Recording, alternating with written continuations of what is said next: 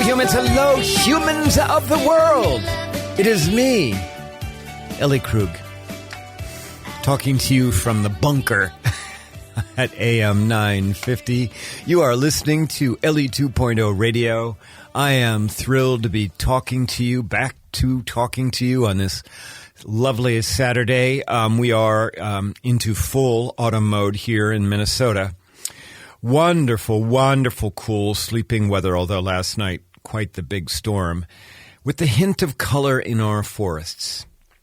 Yes, it is a nice, nice time to be in Minnesota, although we know what's coming. We have a great show. The big interview is an encore interview of Jamie Edwards, who I spoke to in April of this year. You may recall that he came and talked to us about an organization he's a big part of, Pink Socks. Organization around giving out pink socks and talking about compassion. In fact, I've got a listener who told me that because of that show, he went and bought a bunch of pink socks for people.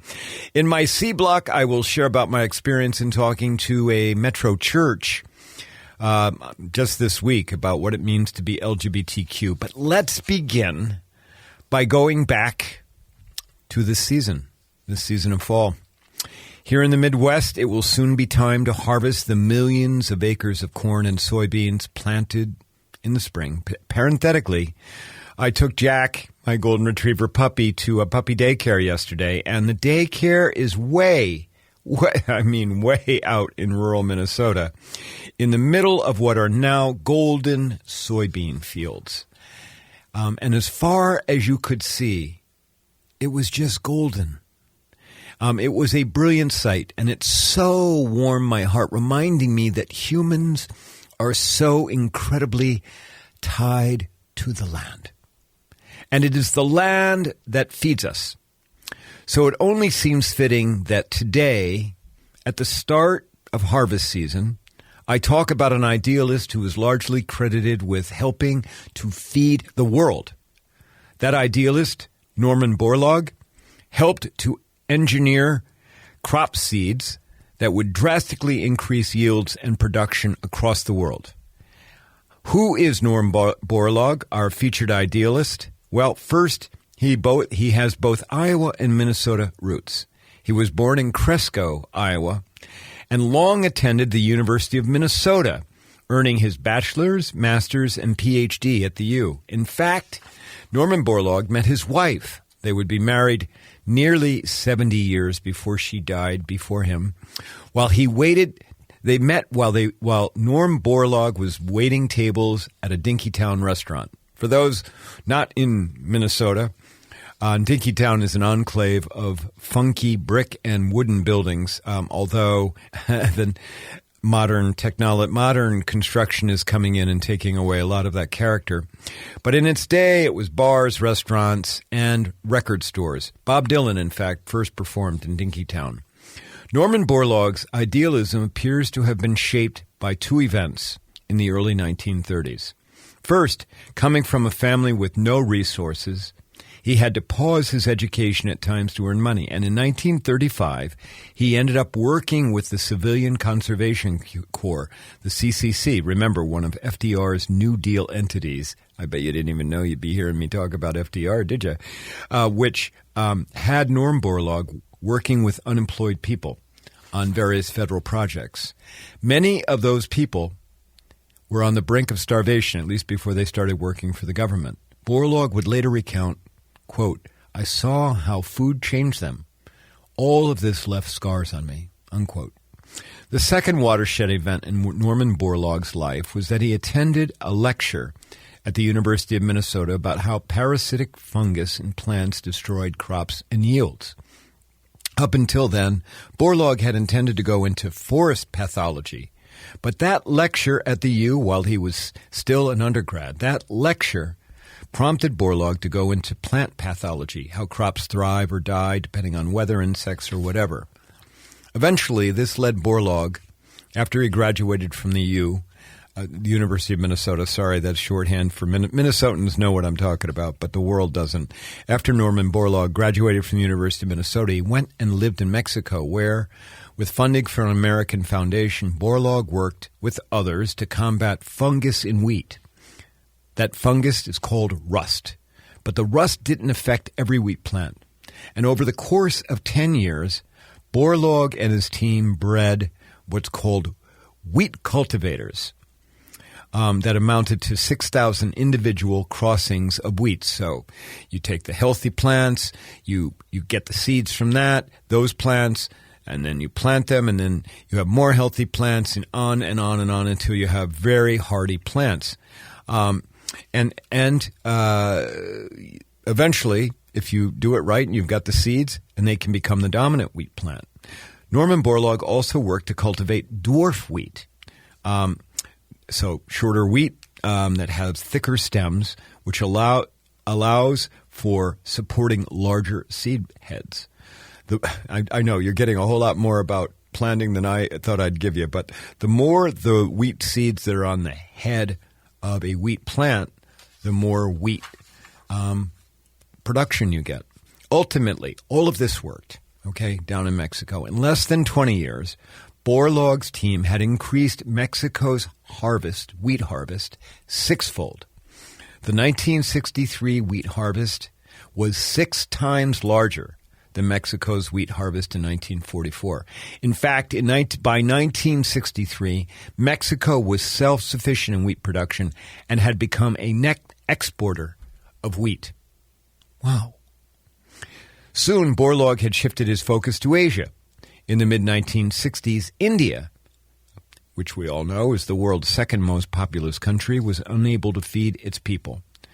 It was also in the middle of a war with Pakistan. In fact, in 1966 and 67, the U.S. shipped a fifth of its wheat production to India. Think about that. 1/5 of all the wheat produced in the U.S. was sent to India in the mid-1960s because people in India were dying of starvation. In 1965, Borlaug began shipping seeds for high-yield wheat to India. And within 10 years, by the mid-1970s, India was self-sufficient. Listen to this. In 1965, wheat yields in India were 12.3 million tons. By 1970, just 5 years later, with Borlaug's help, India had harvested 20.1 million tons. So that was an increase of 8 million tons in simply 5 years. But hold on. By the year 2000, India had harvested 76.4 million tons of wheat. That compares to 12.3 just in 35 years earlier. Neighboring Pakistan likewise saw a dramatic increase in wheat production. Borlaug would then shift his crop increasing production tactics to rice and to other crops. He started to go to Africa with similar dramatic effects increasing yield. All of this led to calling Borlaug's work the Green Revolution. I know many of you have heard that phrase. That's where it comes from Norman Borlaug and his work. Also, let me bring Borlaug's work into 2021 and the issues we face over climate and climate change. You see, by increasing I can't read very well today. I apologize for you. By increasing wheat and rice and other crop production using the same amount of land, by doing that, you don't have to get any more land. All you have to do is just increase the yield of the crops that are on that land. By doing that, you prevent deforestation by reducing the demand for new farmland. Borlaug estimated that without increasing global crop yields, gosh, Ellie, Borlaug in the year 2000 estimated that without increasing global crop yields, 1.3 billion more acres of forest would have been converted to farmland. In other words, but for Borlaug's work and that of his colleagues, we would have had more than 1 billion acres of forest converted to farmland. Think about that. For all of his work, Norman Borlaug was awarded the Nobel Peace Prize in 1970. In his award Nobel lecture the day after getting the award, this is what Norm Borlaug said, quote, "When the Nobel Peace Prize Committee designated me the recipient of the 1970 award for my contribution to the Green Revolution, they were in effect, I believe, selecting an individual to symbolize the vital role of agriculture and food production in a world that is hungry both for bread and for peace." You see, Norm Borlaug understands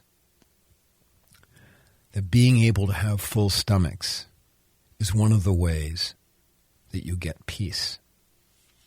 Borlaug's work inspired the World Food Prize, given to individuals who have increased the quality, quantity, or availability of food in the world. The World Food Prize is awarded every year. At age 95, Norman Borlaug died in Dallas, Texas. He had been teaching at Texas A&M until shortly before his death. So, talk about changing the world. Wow.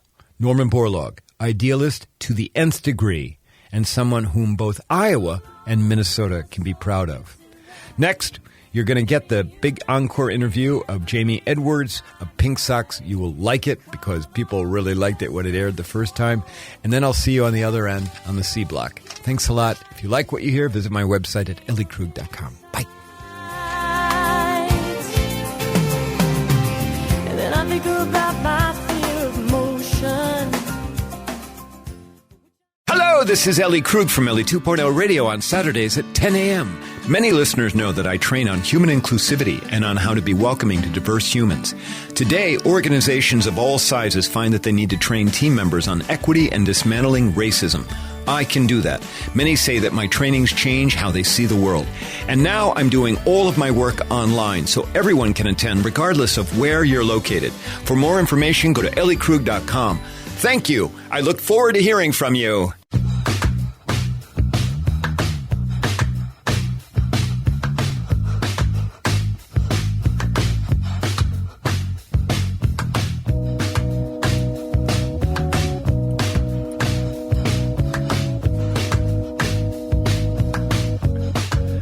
And we're back on AM 950 Ellie 2.0 Radio with your lovely Ellie Krug here.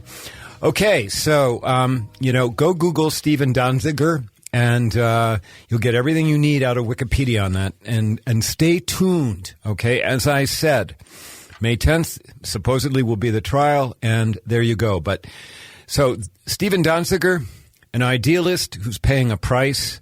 I've got another idealist now for the big interview who is going forward in the world, doing good and in a way which is far less litigious. And I have on the line with me Jamie Edwards, who is the CEO of Cloudbreak Health. Jamie, are you there? I am here. Happy to be here. Oh, well, welcome to Ellie 2.0 Radio. Thank you so very much for being here on the show. We should probably let the audience know how you and I connected. And so I'm a Twitter junkie, okay? That's how I get a lot of news and information. And on Twitter, I happened to see something about an organization named Pink Socks. And you had tweeted about that in one way or another. And I reached out to you and I asked if you'd be on my show. Does that ring a bell for you? It does. It's a perfect recollection of what happened. And so Jamie, I want to, I want the audience to hear about Pink Socks. But first, there's a story even behind Pink Socks, which goes back to Cloudbreak Health and your organization, which is doing, sounds like incredible work, again, from a kind of a groundbreaking way of doing medicine. Can you tell us what is Cloudbreak Health and how did it start way back in the early 2000s? Yeah, absolutely.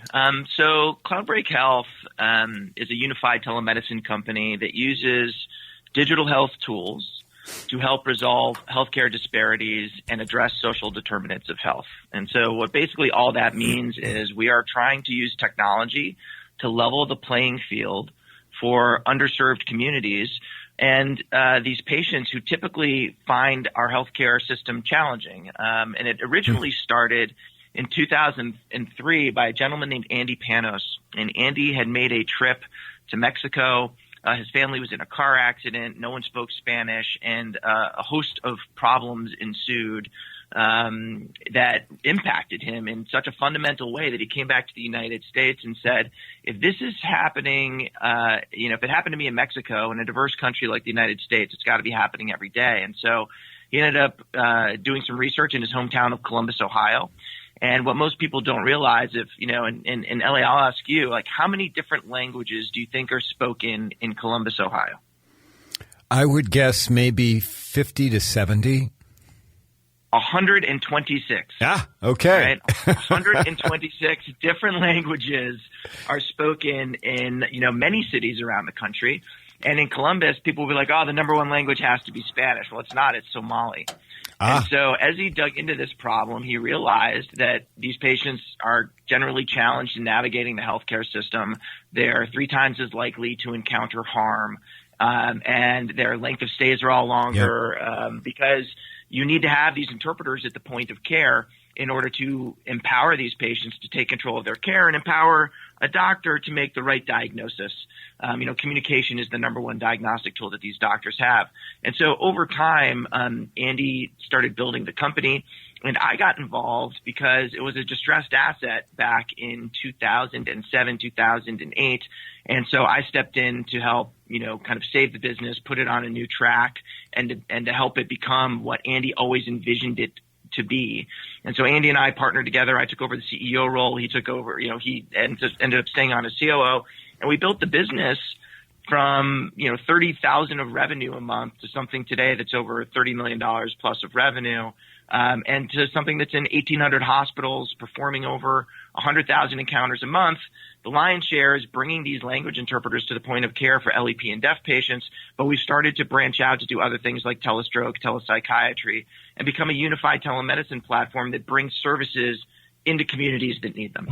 Well, and of course, with the pandemic, I've got to believe that your services, the demand has increased tenfold, if not 100-fold. And people are far more willing now, aren't they not, to do telemedicine? Yeah, absolutely. I think what the pandemic did was, for us, it really accelerated our product roadmap, not so much our revenue, but our product roadmap. We ended up launching new services into market like telequarantine, which we offered for free to our client hospitals. What is that? What is telequarantine? So telequarantine was a new service that we pioneered. We were the first people to do it in the country, that basically enabled our devices to be rolled into a room and turn any hospital room into a connected care room. And so doctors didn't need to go in to round on the patient. They could do it from outside the room, so we were lowering the risk of contagion. Yep. They didn't have to gown up, so we were reducing the use of PPE. And it also reduced the isolation of that COVID patient in that room, because they always talked about COVID being a very lonely diagnosis because no one could come visit you. And so in a HIPAA-compliant way, we gave those patients the ability to reach out to their family members on those devices, bring the doctor into the call so that they could take much more of a team approach to the care, and the patient knew that they were being supported by family, et cetera. So that was one thing that we did. We also launched our own virtual clinic to help see patients at home.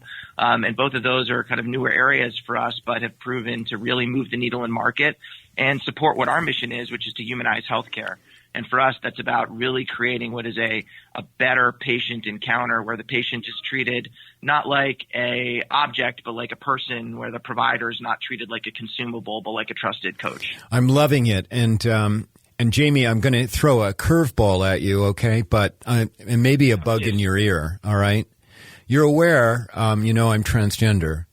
And I'm going to talk about this at the end of my show here, but you're aware that there are states right now like Arkansas and maybe Alabama and maybe Mississippi that are actually making it illegal for doctors to work with transgender youth on medical needs, on therapeutic needs. I assume you're aware that that's happening. Yeah, definitely know that it's happening, and it's absolutely tragic.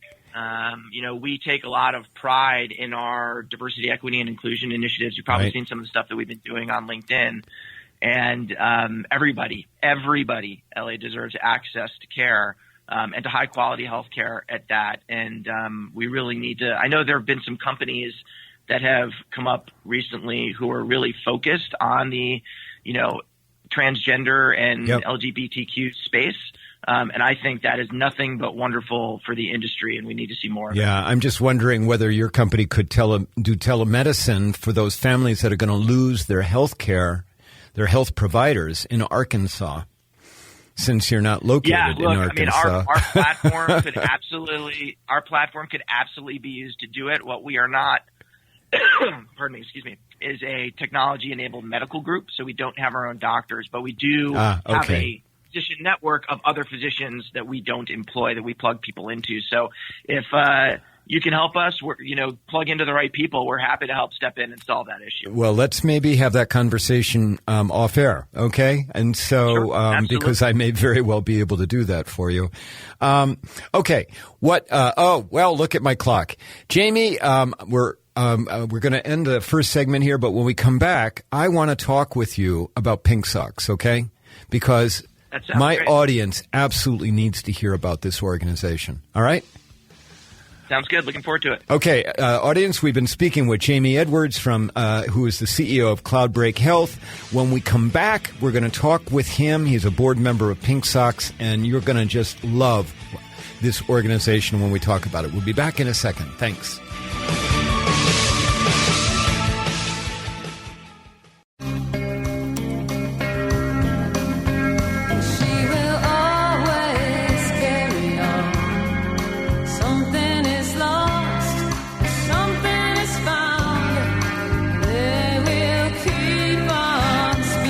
And we're back on Ellie 2.0 Radio. You're listening to me, Ellie Krug, AM 950. We've been speaking with Jamie Edwards, the CEO of Cloudbreak Health.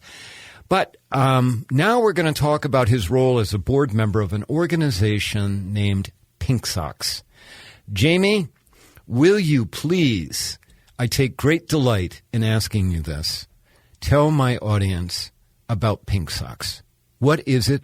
What does it do? What does it stand for? So Pink Socks is a 501c3 nonprofit that was originally started back in 2015 by a gentleman named Nick Adkins and one of his colleagues, Andrew Richards. And it is an organization whose really sole goal is to spread love and kindness. And I've been involved in the organization now for, got probably 4 years. I originally met Nick at a exponential medicine conference in San Diego. And Nick is a guy who is a tremendous human being, but he's also very noticeable because he wears a kilt, has a big beard, and he's one of these guys who originally people would look at and say, I wonder what that guy's up to. And Nick realized that in the serendipity of kind of how he dressed and the conversations that he was able to start, how important that connectivity was between all of us. And he is someone who kind of went to Burning Man, and Burning Man kind of changed his life. But one of the key principles of Burning Man is this concept of radical gifting. And so he came back from Burning Man with this concept of, integrating gifting into his life as a way to promote kindness. And over time, it's kind of taken on a life of its own. In 2015, he started giving these socks out at HIMSS, which is the Health Information Management Society conference. And they, became a calling card in a way for people he would gift them, and he would say, with all these conversations that are starting, like enjoy those connections, be the good in the world. And he would just have people pay it forward. So he'd give people some socks, and then he'd give them some socks to gift. And it's kind of crazy, Ellie. Over time, we've now have over 100,000 pairs of socks that have been gifted globally. There are princesses in the EU that are wearing them. Leaders of healthcare companies across the country are wearing them.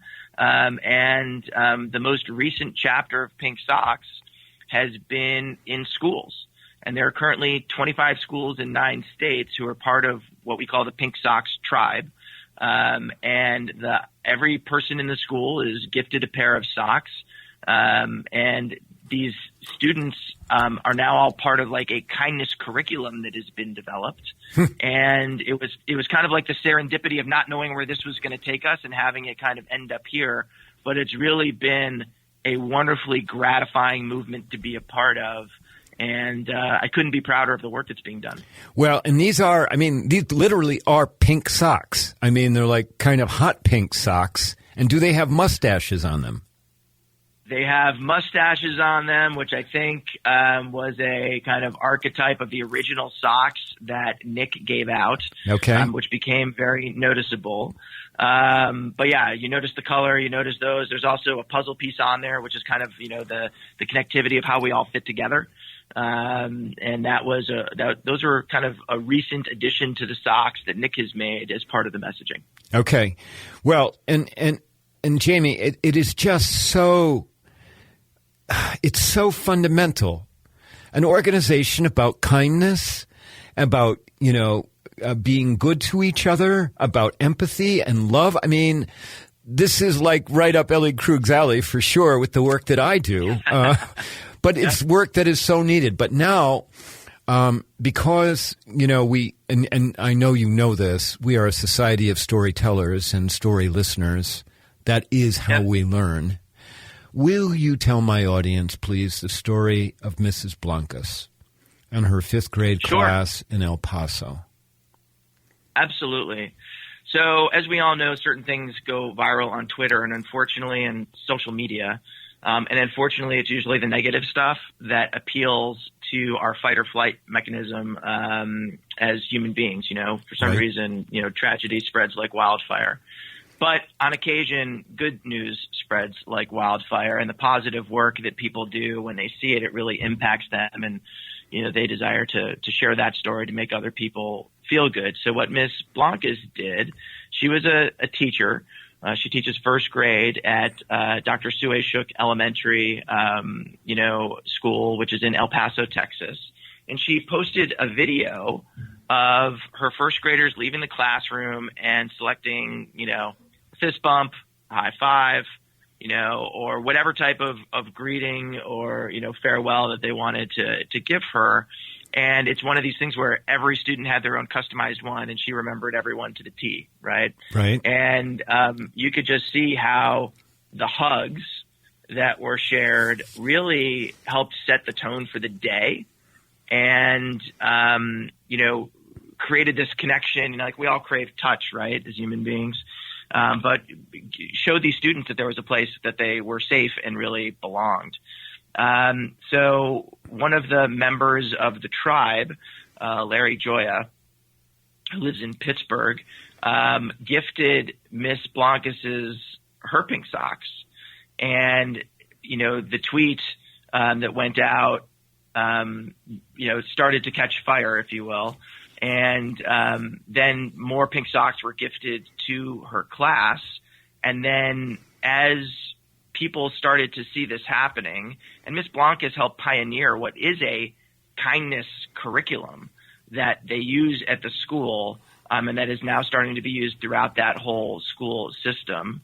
And eventually, the Pink Socks founder, Nick Adkins, went with a team of board members flying into El Paso, and leading everybody in, what is a day of kindness where 1,300 pairs of these socks were gifted, and kids got to hear the message that the world is actually full of good, that we should love each other, that we should be kind to each other first. And it was an incredibly impactful experience. There were cheerleaders who were doing kindness cheers. Tears were obviously shed. The principal led everyone in an activity, and the cheerleaders were cheerleading respect, kindness. Well, it was this incredibly impactful experience. And we need to note that somewhere along in this timeline that you're giving us, there were the El Paso shootings, right? Correct. And correct. And Mrs. Blancas' class, the school is in El Paso, right? Yep. And so and they were trying to figure out how to move on, right? Right. And how you pull together as a community given that situation. And so your pink socks helped with that moving on, right? Absolutely. Yeah, I mean, absolutely. It was a way to focus people on, some of the positivity that can come out of tragedy. And unfortunately, there was more tragedy in this story that happened a little bit later, but we'll get to that in a second. But it really, to impact kids at that age and teach them that kindness is the first thing that they should fall back on in any given situation. I mean, that messaging was huge. And Nick likes always to say, the world is full of good. When you believe it, you see it. Keep doing that. He wants these kids to be that change and to lead by example and to, if you can be anything right, be kind. Right. Absolutely. Well, and we should let the listeners know that the story that you're relating is on the blog for Pink Socks on their website. Can you give us the website address? Is it just pinksocks.org or Pink Socks? It's pinksocks.life. .life, okay. And .life. And, any donations that end up being made go directly to gifting socks. And we have many more schools that would like to engage with gifting socks and the kindness curriculum. And so people who donate help make that happen. And it's just something, again, we're incredibly proud of. And so, but this story you're relating is on the blog under the Teaching Kindness section. But then, correct. And Mrs. Blancas is this leader. I've read a lot of the statements. I mean, she was a leader in the community, not just simply in what was going on with the school and your socks. And then something very unfortunate happened with Mrs. Blancas. Can you tell us what that was? Yeah, Mrs. Blancas was absolutely a leader. She was a teacher in the truest sense of that word, all of the generosity that she had of spirit. But, COVID hit. And, we hear stories of families who were affected with one less seat at the table. And unfortunately, Ms. Blancas was affected by COVID and struggled with it for quite some time, and then eventually passed away. Leaving a family in the wake of that tragedy. And it's sad that some of the brightest lights end up being snuffed out, who had the potential to do so much good in this world. And her legacy is this kindness curriculum. And the ability to get other schools to sign on to it and, again, affect, very early on in kids' development, kind of, their focus on being kind first. So we miss her and, obviously sit there with her family and their grief. But it's a tragic situation. Well, and there's another blog post, and it is extremely tragic. And I told you off air that as I was reading the blog post about Mrs. Blancas, all I could do was sob. Yeah. But there's another blog post on pinksocks.life about vulnerability and the pink socks. And what grabbed me about that is if you see somebody with a pink sock, automatically they subscribe to kindness and compassion. And it means they are safe humans for you. Isn't that something? That is unbelievable. Jamie? It's a self-selecting community of people who want to have a positive impact in the world. And if you go, to the Pink Socks blog, there's literally 50 of these blog posts there of these inspirational stories of how people got involved and what Pink Socks means to them. And I think that's the neat thing about Pink Socks is while there's a general message, people are using Pink Socks to raise money for their own charities. People are using Pink Socks as a way to connect with other people. But if you go to any conference and you see someone wearing these pink socks with the mustaches, you can go up to them and say, nice socks. And you're going to meet someone new who is going to be, a kindness advocate. And I think that is such an incredible thing. And what a great common ground, Ellie, oh right? My God. What a great common ground to have where we can all pull together and know that you're going to run into someone who has that similar belief. Oh my God. Okay, we have a minute left. Jamie, what made you an idealist? Because you really are, and I want to applaud you for all of your work. But what made you this way? It's a good question. I think, just growing up, I grew up in Buffalo, New York, which was a very normal place to grow up, steel town, which just had great people and great neighbors. And I always felt very supported, from my community. And I think this concept of community has always been something that's really important to me. I'm also a child of divorced parents. So I was old enough when my parents got their divorce to see the impact that, division of a community can create firsthand.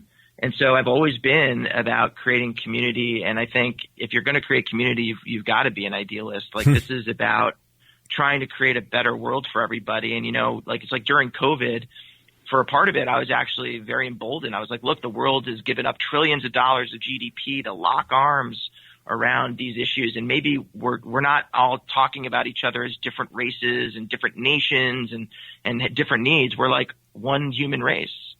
And I think for me, that's what this is about. It's about showing people how we can support each other and build bridges instead of build walls and tear each other down. Jamie, I could talk with you for 3 hours, okay?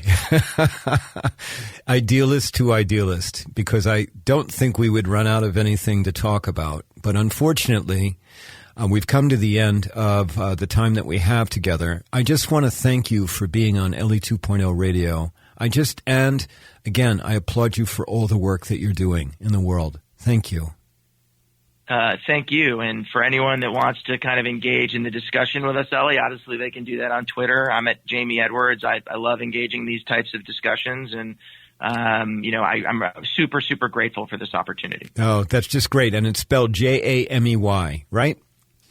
Correct. Okay. All right. Well, Jamie, we're going to need to cut off. And listeners, we're going to take a break. And when I come back, I'll do the C block and talk to you about what's going on in America right now about transgender people. Listening to me, Ellie Krug on Ellie 2.0 Radio. We'll be back in a sec. Thanks.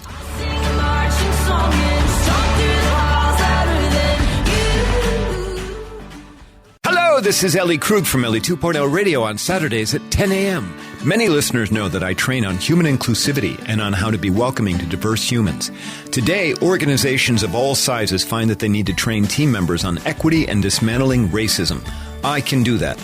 Many say that my trainings change how they see the world. And now I'm doing all of my work online, so everyone can attend regardless of where you're located. For more information, go to elliekrug.com. Thank you. I look forward to hearing from you.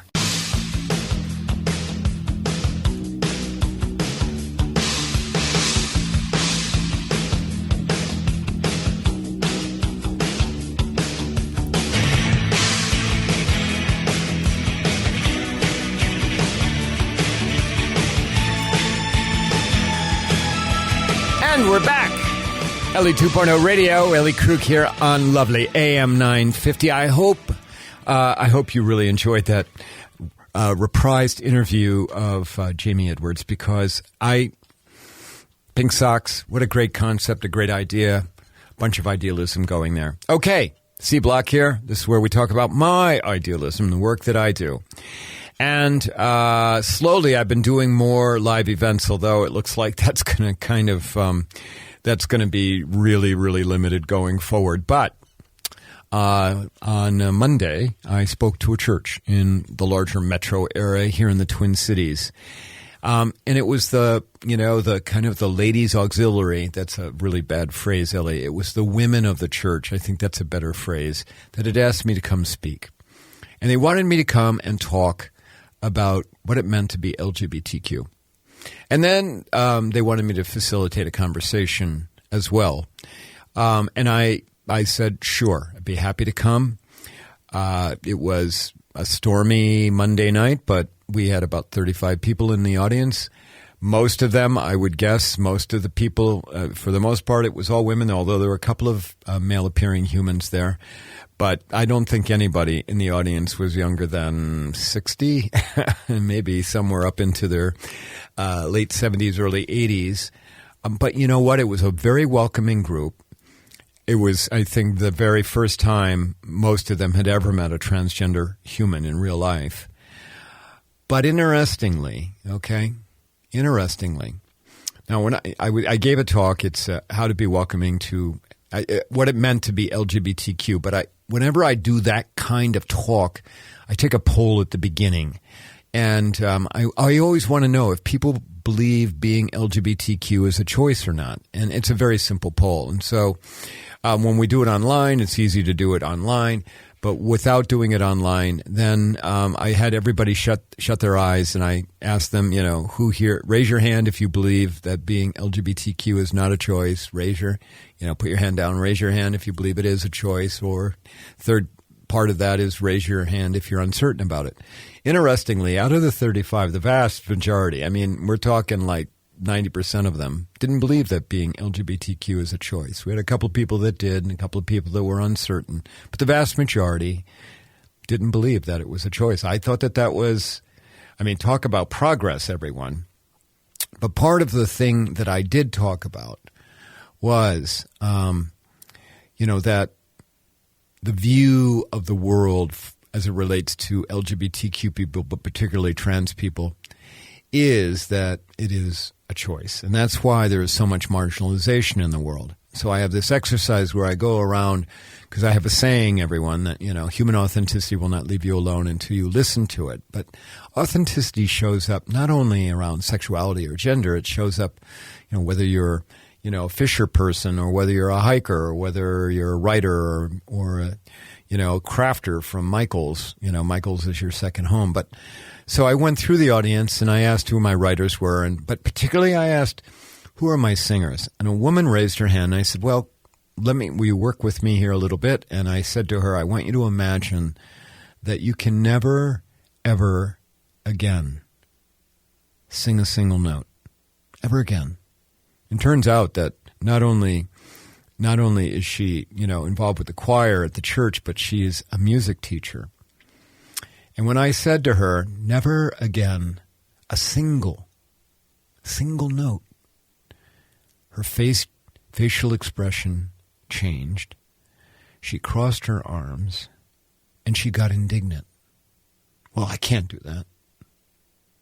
And she went on to explain that when she was 4 years old, she asked her mother, I think she told her mother that she wanted piano lessons. That is human authenticity.